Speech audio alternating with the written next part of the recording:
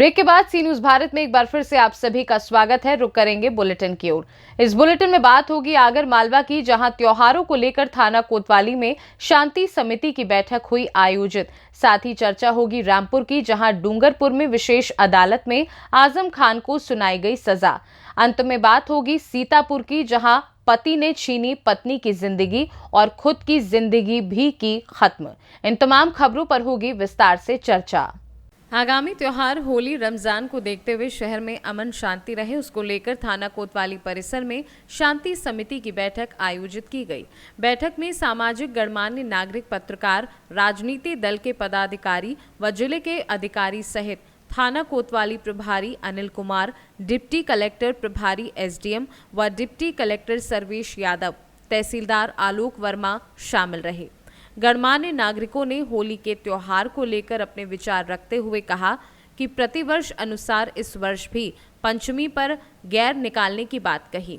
शहर में 40 स्थानों पर होलिका दहन होता है, वहां पर पुलिस की तैनाती रहेगी। बैठक में गणमान्य नागरिकों के द्वारा नगर पालिका की साफ सफाई को लेकर सवाल उठाते हुए कहा कि परिषद शहर की स्वच्छता को लेकर राष्ट्रीय स्तर पर 30वां स्थान प्राप्त कर भोपाल में मुख्यमंत्री के हाथों प्रमाण पत्र देकर स्वच्छता का डंका पीट रही है, लेकिन जमीनी हकीकत और ही बयां कर रही है।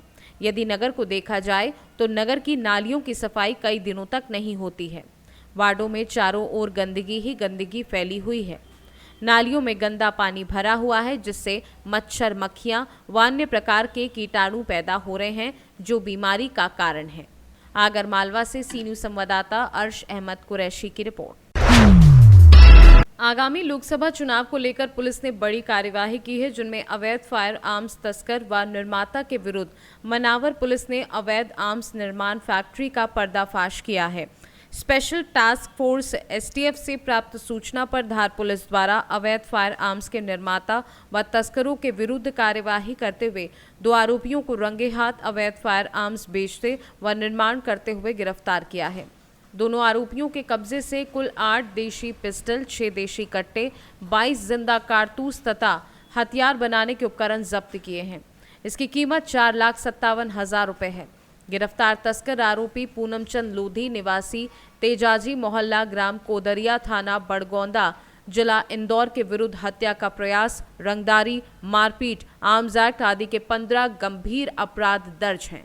वहीं अवैध आर्म्स निर्माता सुरजीत भाटिया निवासी लालबाग, धामनौद, हाल मुकाम सिंघाना के खिलाफ धार व इंदौर में अवैध फायर आर्म्स के कुल 3 अपराध दर्ज हैं।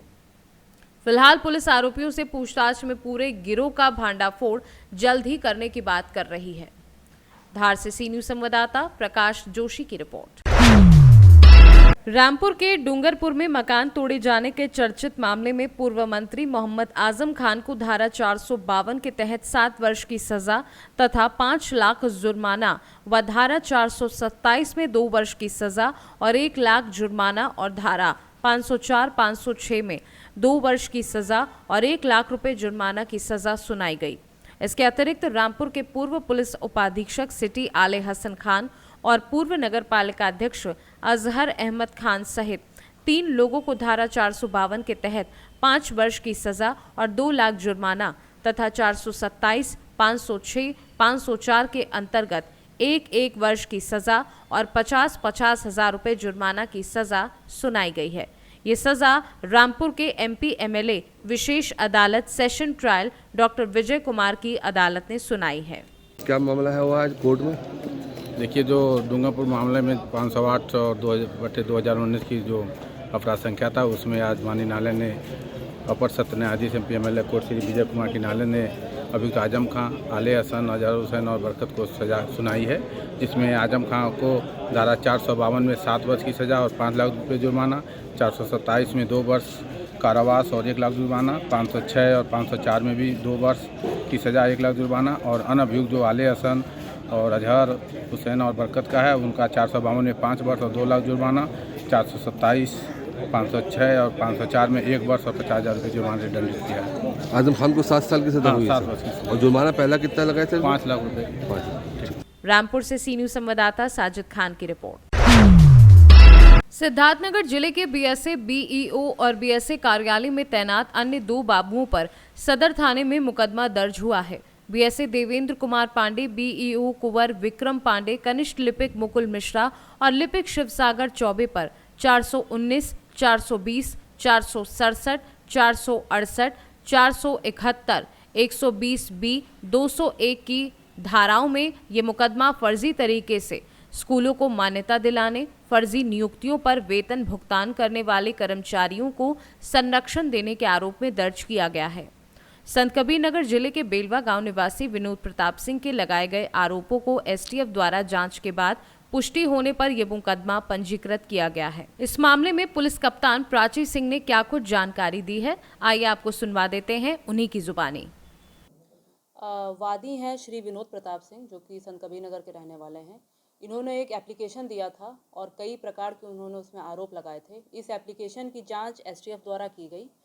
उस जांच से ये पाया गया कि कुल 4 अभियुक्त हैं, जिनका नाम है मुकुल मिश्रा, कनिष्ठ लिपिक कार्यालय बीएसए, देवेंद्र कुमार पांडे, जिला बेसिक शिक्षा अधिकारी, शिवसागर चौबे, लिपिक पटल सहायक कार्यालय, जिला बेसिक शिक्षा अधिकारी, और कुंवर विक्रम पांडे, खंड शिक्षा अधिकारी। इन चारों के ऊपर ये आरोप लगाए गए कि इनके द्वारा फर्जी हस्ताक्षर करके कई स्कूलों को मान्यता दी गई है, फर्जी उर्दू शिक्षकों की नियुक्ति की गई है, फर्जी तरीके से वेतन आहरित किया गया है, और उर्दू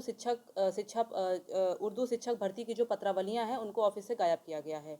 इन सभी आरोपों के उसमें इनके ऊपर कोतवाली थाने में एफआईआर दर्ज हुई है, जिसमें धारा 419, 420, 67, 68, 71, 120B और 201 में मुकदमा पंजीकृत किया गया है। विवेचना की जा रही है और आगे इसमें कार्रवाई की जाएगी। सिद्धार्थनगर से सी न्यूज संवाददाता धर्मेंद्र कुमार की रिपोर्ट। खबर सीतापुर जनपद से आ रही है, जहां रेउसा थाना थानगांव इलाके में सोमवार की दोपहर में किसी बात को लेकर पत्नी व पति में विवाद हो गया। दोनों में विवाद इतना बढ़ गया कि नाराज पति ने अपनी पत्नी पर धारदार हथियार से जानलेवा हमला कर मौत के घाट उतार दिया। मामला थानगांव के ग्राम पंचायत बड़ा गांव का है। वहीं बाद में पति ने भी बंद कमरे में रस्सी से फांसी लगाकर अपनी जान दे दी। बताया जा रहा है कि थानगांव के ग्राम बरा निवासी परशुराम कोरी 35 वर्षीय नशे का आदी था और आए दिन अपनी पत्नी से लड़ाई झगड़ा करता था। रविवार की रात को भी घर में झगड़ा किया था। सोमवार को किसी बात को लेकर अपनी पत्नी से अनबन होने पर परशुराम ने धारदार हथियार से हमला कर रूमा देवी को मौत के घाट उतारकर अपनी भी जीवन लीला समाप्त कर ली।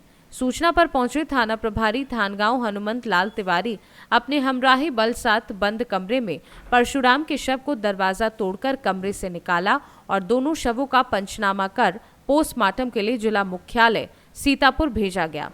बताया जा रहा है कि मृतक परशुराम 5 भाइयों में सबसे छोटा था और मृतक के 3 छोटे बच्चे थे।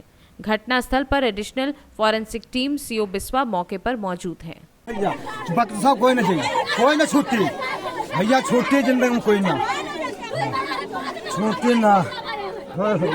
आप लोगों ने कैसे पता चला?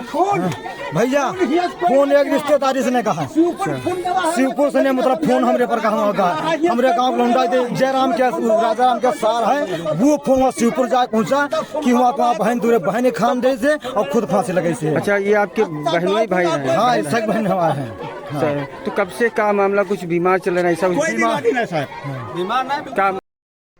आज दिनांक 18 मार्च 2024 को ग्राम कोतवालन पुरवा बरा थानगांव के अंतर्गत परशुराम, जिनकी उम्र करीब 35 वर्ष थी, और इनकी पत्नी रूमा, जिनकी उम्र करीब 32 वर्ष थी। परशुराम ने अपनी पत्नी रूमा को किसी धारदार हथियार से काटकर हत्या कर दी घर के अंदर ही। साथ ही साथ हत्या करने के उपरांत अपने घर में इसने फांसी का फंदा लगाकर सुसाइड कर लिया है। प्रारंभिक पूछताछ जो जांच में ये प्रकाश में आया है कि मृतक परशुराम के 3 बच्चे हैं, जिसमें 2 लड़के और 1 लड़की है। घटना के समय आया कि पर्ची को लेकर माताजी और पिताजी में लड़ाई झगड़ा हुआ। लड़ाई झगड़ा के उपरांत परशुराम ने आक्रोश में आके अपनी पत्नी की हत्या करने के उपरांत फांसी पर लटक कर आत्महत्या कर लिया है। बॉडी को पीएम हेतु मोर्चरी भेजा जा रहा है। साथ ही साथ एफएसएल टीम भी मौजूद है। अन्य विधिक कार्रवाई की जा रही है। सीतापुर से सी न्यूज संवाददाता अवनीश सिंह की रिपोर्ट। फिलहाल के लिए बुलेटिन में बस इतना ही। वक्त एक छोटे से ब्रेक का। ब्रेक के उस पार हम आपको और भी तमाम बड़ी खबरों से करवाएंगे रूबरू।